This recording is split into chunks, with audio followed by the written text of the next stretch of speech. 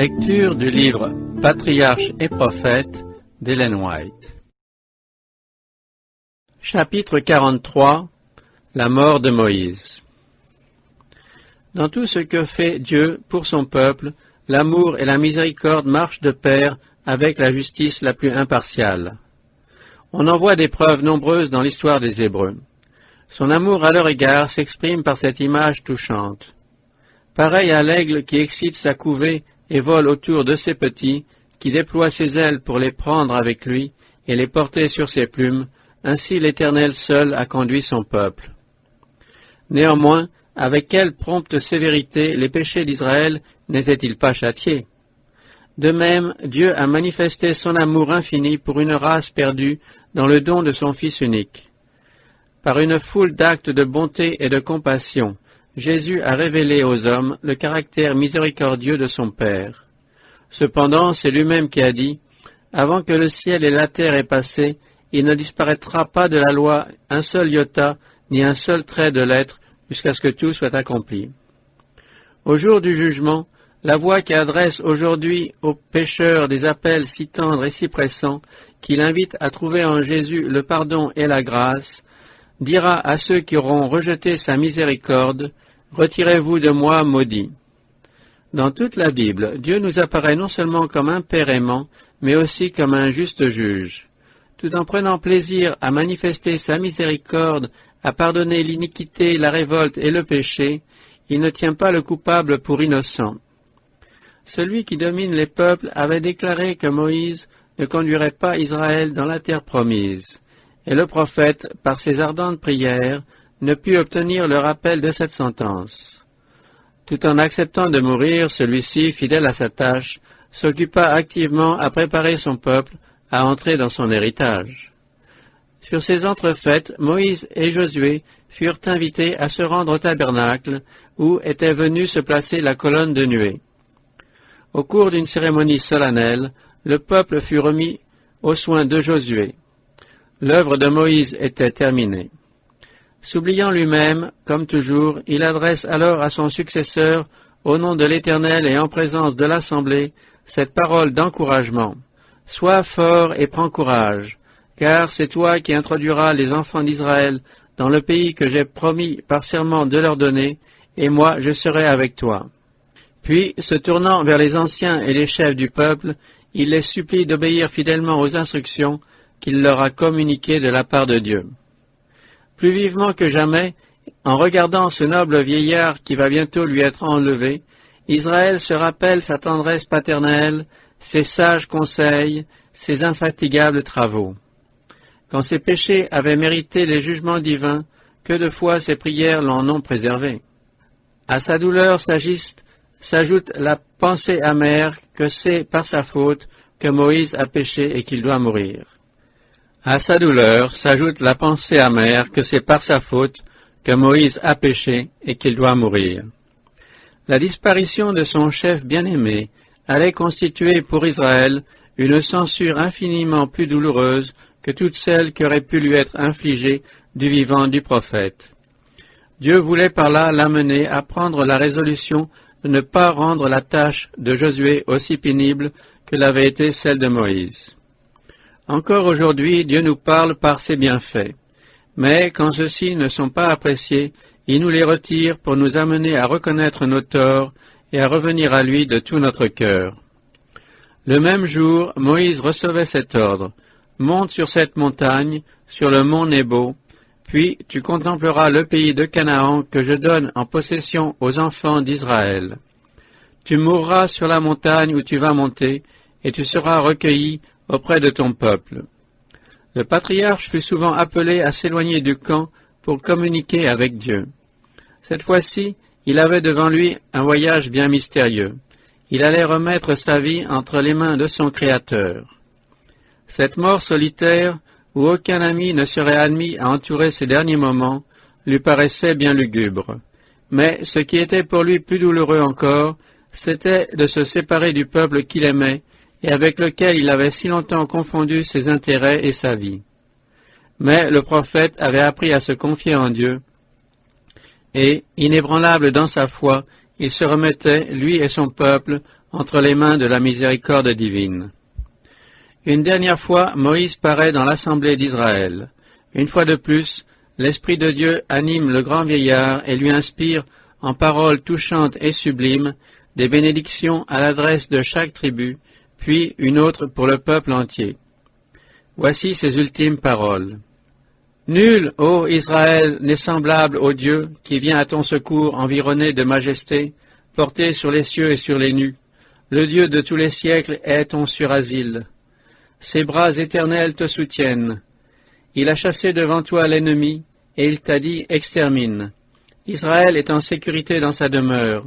La source de Jacob jaillit solitaire dans un pays riche en blé et en vin, sous des cieux qui lui versent la rosée. Que tu es heureux, ô Israël!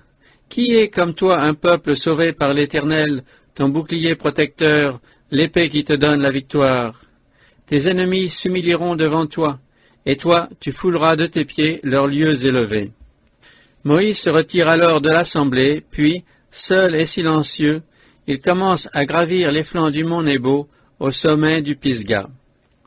De cette hauteur solitaire, il contemple le paysage qui s'étend à ses pieds. Au loin, vers l'ouest, les eaux bleues de la grande mer bornent l'horizon. Au nord, le mont Hermon dresse vers le ciel sa masse imposante. À l'est, c'est le plateau de Moab, et plus loin, le pays de Basan, théâtre des récents triomphes d'Israël. Au sud se déploie le désert, où Israël a consumé tant d'années. Devant ce magnifique panorama, Moïse repasse dans son esprit les peines et les vicissitudes de sa vie, depuis le moment où, abandonnant les honneurs d'une cour et la perspective d'un trône, il lia son sort à celui d'un peuple choisi de Dieu. Il se rappelle les longues années qu'il a consacrées au désert de Madian, à paître les troupeaux de Jéthro, l'apparition de l'ange dans le buisson ardent et l'appel de Dieu lui ordonnant d'aller délivrer Israël. Il revoit les grands miracles opérés par le Tout-Puissant en faveur de son peuple, et il songe au long support et à la miséricorde divine envers Israël durant ces années de voyage et de révolte dans le désert. De toute la multitude qui a quitté l'Égypte, 2 adultes seulement seront admis à entrer dans la terre promise. À cette pensée, Moïse se demande si sa vie d'épreuve et d'abnégation n'a pas été vaine. Mais il ne regrette rien. Il sait que cette mission lui a été confiée d'en haut. Il sait aussi que s'il a tout d'abord hésité devant cette responsabilité, l'ayant acceptée, il n'a jamais reculé, ni cherché à déposer ce lourd fardeau. Quand Dieu lui a proposé de l'en décharger et d'abandonner Israël, il n'y a pas consenti. D'ailleurs, si ces épreuves ont été cuisantes, il a joui de marques spéciales de la faveur divine. Le séjour dans le désert lui a procuré le rare et précieux privilège de contempler la puissance et la gloire de Dieu et de vivre dans la communion de son amour. Aussi est-il heureux d'avoir pris la sage résolution de porter l'opprobre du Christ plutôt que de jouir pour un temps des délices du péché. Ce coup d'œil rétrospectif sur sa carrière de conducteur d'Israël rappelle cependant au vénérable centenaire une faute qu'il voudrait voir effacée afin de mourir en paix. Et, comme il n'ignore pas que le repentir et la foi au grand sacrifice expiatoire suffisent amplement pour cela, il confesse encore une fois son péché et en implore le pardon au nom du Sauveur. Alors s'offre à ses regards une vue panoramique de la terre promise. Chaque région du pays passe successivement devant lui. Ce n'est pas une image vague et confuse, entrevue à travers les voiles de l'espace, mais un tableau d'une clarté et d'une netteté merveilleuses. Ce n'est pas non plus la vue du pays de Canaan tel qu'il était alors, mais tel qu'il deviendra lorsque, entre les mains d'Israël, il sera comblé des bénédictions divines. En le voyant, Moïse croit contempler un second Éden. Tour à tour, ses yeux s'arrêtent sur des monts couronnés de cèdres, sur des collines plantées d'oliviers ou de vignes, et sur de larges et riches plaines verdoyantes, diaprées de fleurs multicolores. D'un côté, il aperçoit des palmiers tropicaux, d'un autre des champs ondoyants d'orge et de froment. Ici, ce sont des vallées ensoleillées égayé par le murmure d'un ruisseau et le chant des oiseaux. Là, de superbes cités et des jardins magnifiques, plus loin encore, des lacs poissonneux, des troupeaux de brebis paissant sur le flanc des collines, et enfin, cachées dans les rochers, les provisions de miel amassées par l'abeille sauvage. C'était bien là le pays décrit à Israël par Moïse lui-même, animé de l'Esprit de Dieu.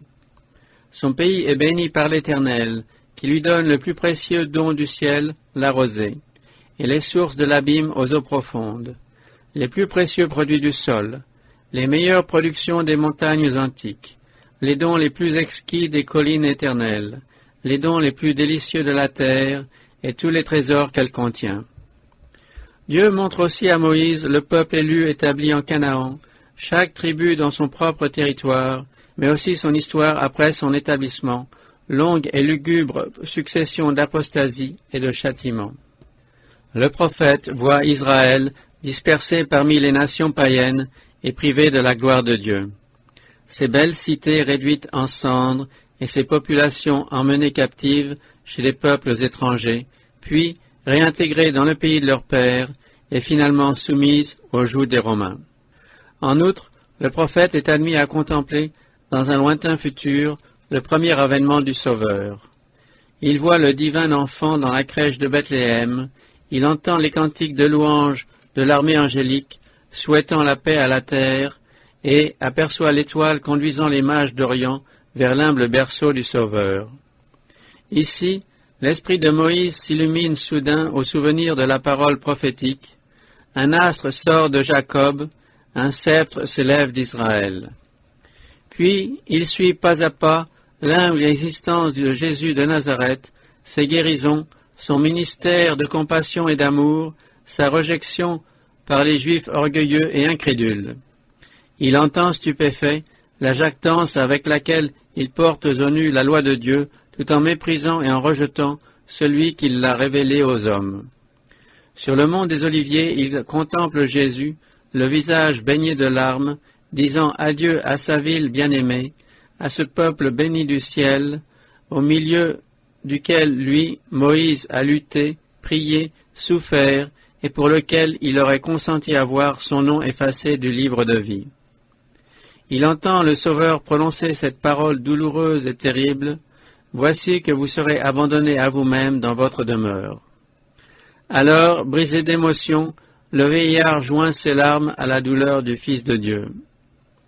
Et maintenant, le prophète est témoin de l'agonie de Jésus en Gethsémanée, des outrages et de la brutalité dont il est ensuite l'objet, et enfin du crime de la crucifixion. À cette vue, il comprend que le serpent dressé par lui sur une perche dans le désert symbolisait le Fils de Dieu, élevé afin que quiconque croit en lui ne périsse point, mais qu'il ait la vie éternelle. Il entend le cri d'agonie du Sauveur, « Mon Dieu, pourquoi m'as-tu abandonné ?» Suffoqué de douleur, d'indignation et d'horreur, il assiste à l'hypocrisie et à la haine satanique de la nation juive à l'égard de son Rédempteur, l'ange puissant qui l'a accompagné dans le désert. Jésus est déposé dans le sépulcre neuf de Joseph d'Arimathée, et tout le pays est comme enveloppé d'un suaire de désespoir. Mais bientôt le Fils de Dieu sort victorieux du tombeau et remonte au ciel escorté d'anges et d'une multitude de captifs, sortis de leur sépulcre. Moïse voit s'ouvrir toute grande devant ce cortège les portes étincelantes d'un palais glorieux où l'armée angélique accueille son chef en chantant un hymne triomphal. Il apprend alors, avec un tressaillement de joie, qu'il sera lui-même au nombre de ceux qui accompagneront le Sauveur et lui ouvriront les portes éternelles. Combien insignifiants lui paraissent alors les sacrifices et les peines de sa vie en comparaison des souffrances du Fils de Dieu et auprès du poids éternel de cette gloire sans mesure et sans limite. Et, comme le voyant est heureux à la pensée d'être admis à y participer un jour. La scène suivante le ramène sur la terre, où il voit les disciples de Jésus, allant de lieu en lieu prêchant la bonne nouvelle. Si le peuple d'Israël, selon la chair, a failli à la haute mission à laquelle Dieu l'appelait, celle d'être la lumière du monde, s'il a méprisé la miséricorde divine et perdu son droit aux promesses faites au peuple élu, Dieu n'a pas pour cela rejeté la postérité d'Abraham. Le glorieux but qui devait être atteint par Israël le sera par tous ceux qui, s'unissant à Jésus-Christ par la foi, deviendront la postérité d'Abraham et héritiers des promesses. Comme Abraham, ils seront appelés à être devant le monde les gardiens et les héros à la fois de la loi de Dieu et de l'évangile de son Fils. En voyant cette double lumière illuminer ceux qui sont assis dans les ténèbres et des milliers d'âmes parmi les nations marcher à sa clarté, Moïse contemple avec ravissement l'accroissement et la prospérité d'Israël. Une autre scène passe encore devant ses yeux. De même qu'il a vu Satan pousser les Juifs à rejeter le Sauveur tout en professant honorer la loi de son Père, il voit maintenant le monde chrétien, victime d'une aberration opposée, prétendre accepter Jésus-Christ tout en rejetant la loi de Dieu. De la bouche des prêtres et des anciens, il a entendu ce cri impie, « Ôte-le, ôte-le !» Et maintenant, de la bouche de soi-disant conducteurs du peuple chrétien, il entend cette parole, « Débarrassez-nous de la loi, débarrassez-nous de la loi !» Il voit le jour de repos de l'Éternel foulé aux pieds et remplacé par une institution rivale et apocryphe. À cette vue, Moïse est de nouveau saisi d'étonnement et d'horreur. Comment ceux qui croient en Jésus-Christ peuvent-ils rejeter la loi qu'il a, sur la sainte montagne, promulguée de sa propre bouche?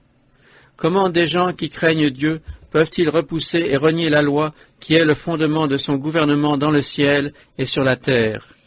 Mais le prophète aperçoit avec satisfaction un petit nombre de fidèles qui honorent et révèlent la loi de son Dieu.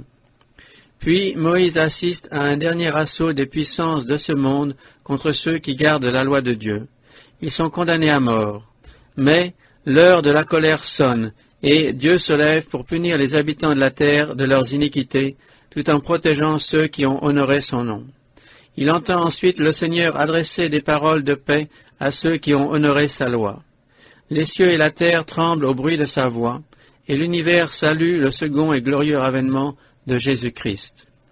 Les justes couchés dans leur sépulcre ressuscitent immortels, et les fidèles restés sur la terre deviennent incorruptibles. Tous ensemble, ils montent vers la cité de Dieu en chantant des hymnes d'allégresse. Un dernier tableau encore se déroule devant le prophète. Notre terre lui apparaît vierge de toute malédiction et plus radieuse que le pays de Canaan qu'il vient de contempler. Le péché et la mort en sont bannis, et les rachetés y trouvent une demeure qui ne passera jamais. La réalité est plus glorieuse qu'on ne l'eût jamais imaginé.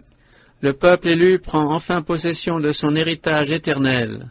À la vue de ce spectacle, Moïse éprouve des transports de joie. La vision disparaît. Les yeux du vieillard s'arrêtent à nouveau sur la terre de Canaan qui s'étend à ses pieds. Puis, tel un guerrier fatigué cherchant du repos, il s'étend doucement sur le sol, et on lit « Moïse, serviteur de l'Éternel, mourut là, dans le pays de Moab, vis-à-vis de Beth-Péor, et personne n'a connu son tombeau jusqu'à aujourd'hui. » Un grand nombre de ceux qui avaient été peu disposés à écouter ses conseils, tandis qu'il était avec eux, auraient été en danger d'idolâtrer son cadavre, s'ils avaient connu le lieu de sa sépulture. Les anges de Dieu ensevelirent le corps de ce fidèle serviteur et veillèrent sur sa tombe solitaire.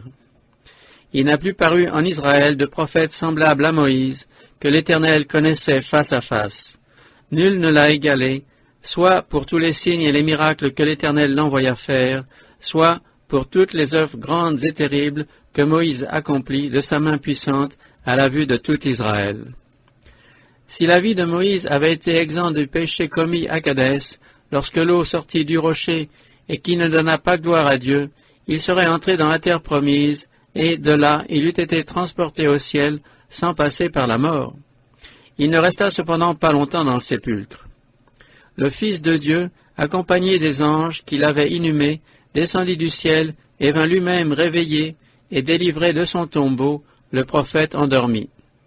Satan, qui s'était glorifié de son succès en faisant pécher Moïse et en le rendant passible de la mort, qui déclarait que la sentence « Tu es poussière et tu retourneras dans la poussière » livrait les morts à sa merci, qui les réclamait comme ses captifs, voués à une éternelle réclusion, n'avait encore jamais vu s'ouvrir les portes du tombeau.